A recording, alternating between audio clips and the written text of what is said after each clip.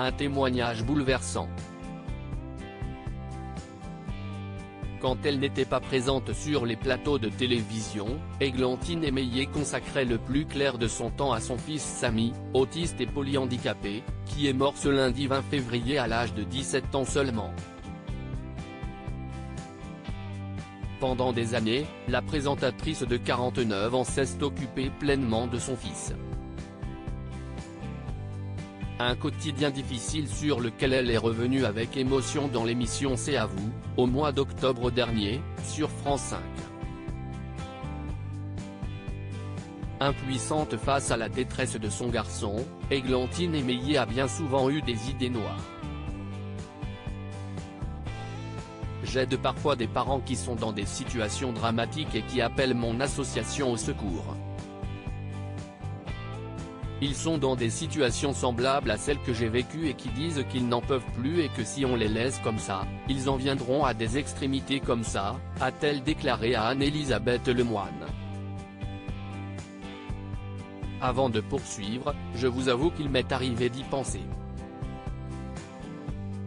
De me dire, je vais craquer.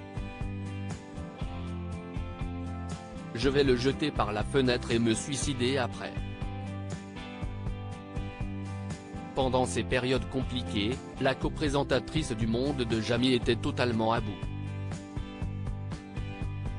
Pour faire comprendre son état d'esprit, Églantine Émeillé a fait le parallèle avec un nourrisson qui ne cesse jamais de pleurer. Ça vous vrille le ventre et en plus vous ne dormez pas. Quand c'est notre quotidien jour et nuit pendant des années, je peux comprendre qu'à un moment on craque, a-t-elle avoué. Et d'ajouter, et c'est des choses qu'on n'ose évidemment pas dire, mais voilà, on craque. Supérieur à ces tragiques décès de personnalités qui ont déjà marqué l'année 2023, Églantine Émeillé, son fils en Audi placé dans un institut spécialisé. Pour rappel, le fils cadet d'Églantine Émeillé vivait dans une structure spécialisée, située à Hyères, dans le Var. Un placement qui a été un vrai parcours du combat pour l'animatrice. Je reconnais aussi que c'est parce que je suis Églantine Émeillé, que je sais ouvrir des portes et que j'ai réussi à trouver une place, avait-elle avoué à l'acolyte de Patrick Cohen.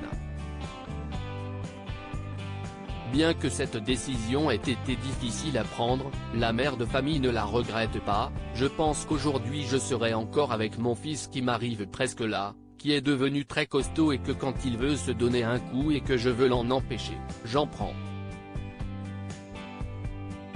La présidente de l'association Un pas vers la vie avait reconnu qu'il s'agissait de la meilleure place ou de la moins pire qu'elle ait pu trouver pour lui. À l'époque, Églantine Émeillé déplorait le manque de personnel nécessaire pour s'occuper des personnes comme son fils. Plus personne ne veut travailler dans ce métier qui est un métier épuisant. J'ai une admiration sans borne pour eux. Ils ne sont pas assez payés donc les gens fuient, expliquait-elle. Dès lors, Églantine Émeillé attend que la société mette le paquet et que le financement change pour aider au mieux les parents et leurs enfants. Crédit photo, capture d'écran. C'est à vous, France 5.